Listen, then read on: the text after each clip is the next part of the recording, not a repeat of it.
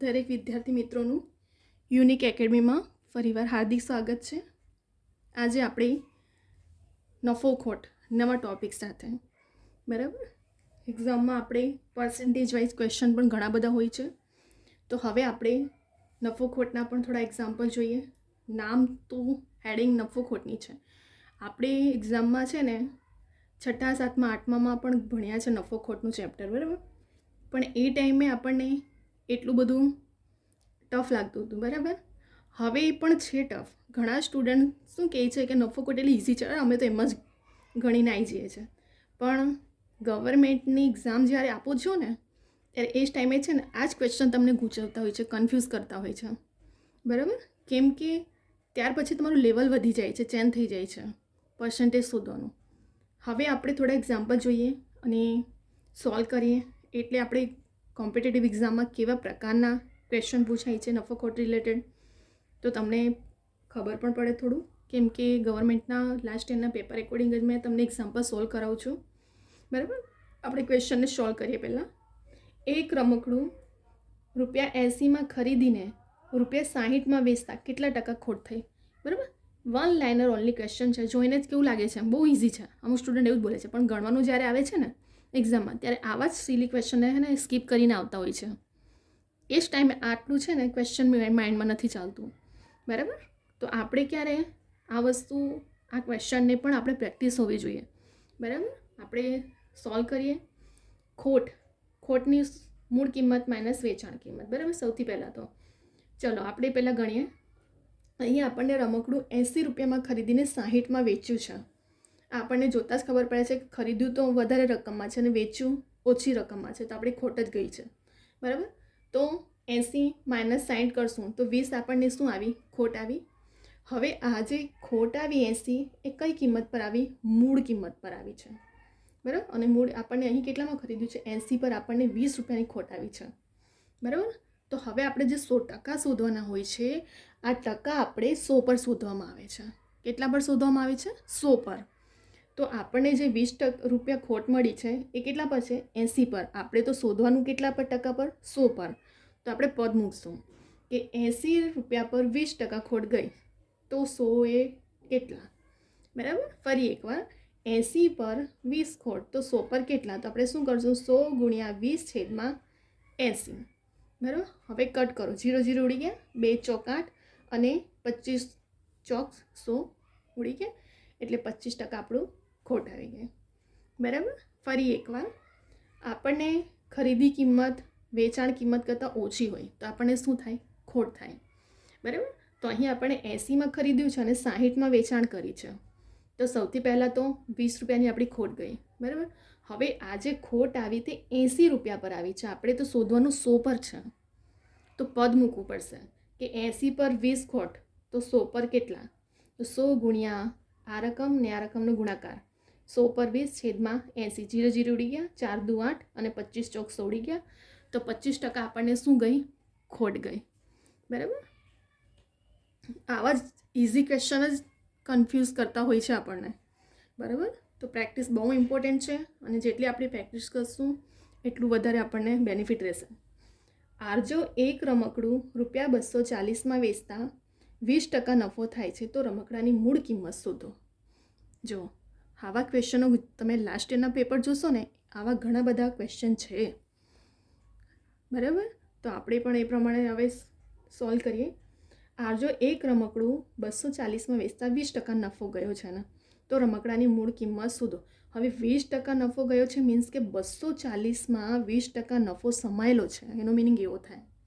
શું થાય?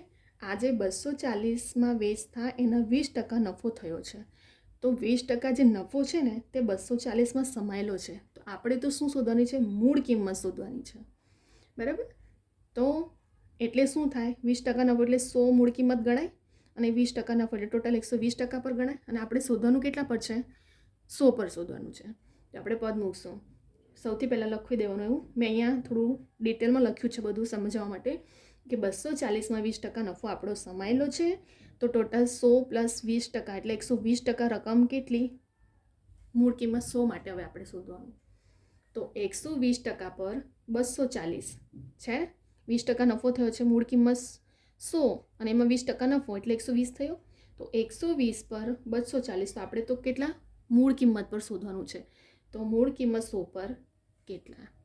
ફરી એકવાર, આ જે 240માં વેચ્યું છે એમાં 20% નફો આપણો સમાયેલો છે, બરાબર, અને ટકા 100 પર હોય છે. તો 100 + 20, 120% આમાં સમાયેલા છે આપણા.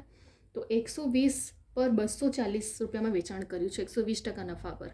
આપણે તો મૂળ કિંમત એટલે 100 પર શોધશું. તો 240 × 100 છેદમાં 120, 0 0 ઉડી ગયા અને 20 12 × 24 ના 0 કટ થઈ ગયું. ટોટલ 10 ને 20 વડે ગુણશો એટલે 200 તમારો મૂળ કિંમત મળી જશે.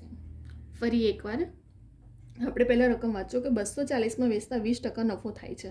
તો આ 240માં નફો સમાયેલો છે, મૂળ કિંમત 100 હોય છે, તો 100 + નફો એટલે 120 થઈ ગયું આપણું, બરાબર. કેટલું થાય અહીં મેં લખ્યું છે મૂળ કિંમત 100 અને તમે એમાં પાછા 20 એડ કરી દેશો તો કેટલા થઈ જશે 120.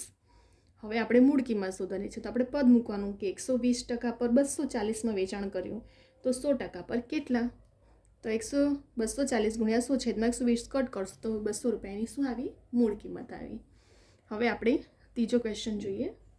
આરવ જેવી રીતે અહીં નફો સમાયેલો છે ને એવી જ રીતે બીજા ક્વેશ્ચનમાં ખોટ સમાયેલું છે. તો એનો પણ કઈ રીતે ગણાય ધ્યાન આપજો. આરવ એક રમકડું 240માં વેચતા 20% ખોટ જાય છે તો મૂળ કિંમત શોધો.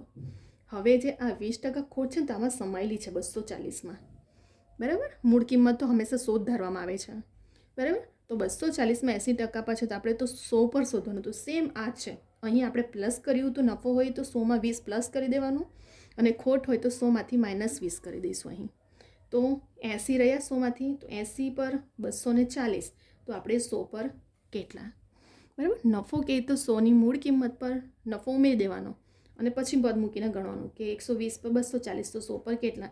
એવી જ રીતે ખોટ આપી હોય તો ખોટને માઇનસ કરી દેવાનું 100ની મૂળ કિંમતમાંથી. તો 100માંથી 20 માઇનસ કરશો તો 80 રહ્યા, તો 80% પર 240 તો 100 પર કેટલા, બરાબર. પછી આપણે ગુણાકાર કરશું 240 × 100 આ છેદમાં 80, 0 0 ઉડી ગયા અને અહીં 8 તારી 24 ને 0, બરાબર, કટ થઈ ગયું. 30 × 10 કરશો તો 300 જવાબ આપણો આવી ગયો, બરાબર. જોવામાં ઘણો ઇઝી છે, ખાલી ક્વેશ્ચન વાંચીને. પણ જ્યારે એક્ઝામ આવે છે ને, એક્ઝામમાં ત્યારે તમે જ્યારે બેસો છો ને ગણવા માટે એ ટાઈમે આવા જ ક્વેશ્ચન તમને કન્ફ્યુઝ કરતા હોય છે અને સ્કીપ કરીને આવવાનો વારો આવતો હોય છે, બરાબર. ફરી એકવાર આપણે રિવિઝન કરી લઈએ. સૌથી પહેલાં તો 80માં ખરીદીને 60માં વેચતા કેટલા ટકા ખોટ ગઈ છે. જો ખોટ ગઈ તો પછી આપણે શોધવું પડશે કે અહીં શું કીધું છે, ખોટ આપણને 20 રૂપિયા ગઈ, બરાબર. તો એ 20 રૂપિયા 80માં ખરીદ્યું હતું માટે 80 પર થઈ. તો આપણે તો હંમેશા 100 પર જ શોધવામાં આવે ટકા. તો 100 પર કેટલા મૂળ કિંમત. 100 × 20 છેદમાં 80 કટ કર્યું આપણે, 0 0 ઉડી ગયા અને અહીં કેટલા 25 ચોક ઉડી ગયું તો 25% આપણો ખોટ ગઈ. એવી જ રીતે 240માં વેચ્યું અને 20% નફો થયો. નફો હોય તો 100માં ઉમેરી દેવાનો અને ખોટ હોય તો 100માંથી 20 માઇનસ બાદ કરીને પછી પદ મૂકવામાં આવે છે. અહીં આપણો જે 240માં 20% નફો સમાયેલો હતો તો આપણે શું કરશું, મૂળ કિંમત 100 પર શોધવાનું છે.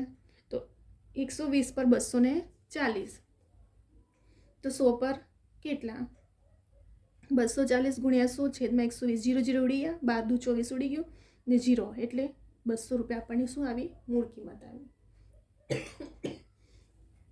આરવ એક રમકડું 240માં વેચતા 20% ખોટ ગઈ છે. તો મેં શું કીધું, આ ખોટ 240માં સમાયેલું છે તો ખોટ હોય તો બાદ કરી દેવાનું એટલે 100 - 20 કરશો તો 80 આવી ગયું આપણું. તો 80 પર 240 તો 100 પર કેટલા, 240 × 80 100 કરશો છેદમાં 80, 0 0 ઉડી ગયું, 8 તારી 24 ને 0, 30 × 10 કરશો એટલે 300 મૂળ કિંમત આવી, બરાબર. અહીં આપણે 3 ક્વેશ્ચન સોલ્વ થઈ ગયા છે. બીજા પણ આપણે એવા ઘણા બધા નફો ખોટ પર્સન્ટેજના ક્વેશ્ચન લઈને આવશું, બરાબર. અહીં આપણે એક્ઝામમાં આવા જ ક્વેશ્ચનો તમને પૂછશે. 1 લાઇનર પણ ટ્રિકી હોવી જોઈએ તમારી પાસે એવી ટ્રીક હોવી જોઈએ કે ફટાફટ ત્યાં તમને જે પ્રેક્ટિસ કરી હશે ને આવી રીતે ફટાફટ તો ત્યાં તો તમને એક્ઝામમાં આવડશે, બરાબર.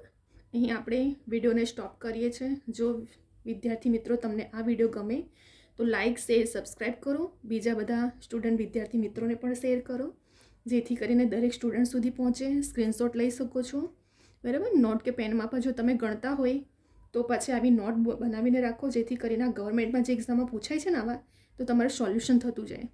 બરાબર. કેમ કે લાસ્ટ યરમાં આવા ટાઈપના ક્વેશ્ચનો હું એવા જ કરાવીશ કે જે પૂછાય છે. બરાબર. હવે આપણે અહીં વિડીયોને સ્ટોપ કરીએ છીએ. હવે આપણે નેક્સ્ટ વિડીયો બીજા ઘણા બધા એવા મેથના નફો ખોટ પર્સન્ટેજ જેવા એક્ઝામ્પલ લઈને આવશું. બરાબર. તમને આ વિડીયો ગમે તો લાઈક કરો. અહીં આપણે વિડીયોને સ્ટોપ કરીએ છીએ. હવે આપણે નેક્સ્ટ વિડીયો સાથે આવશું.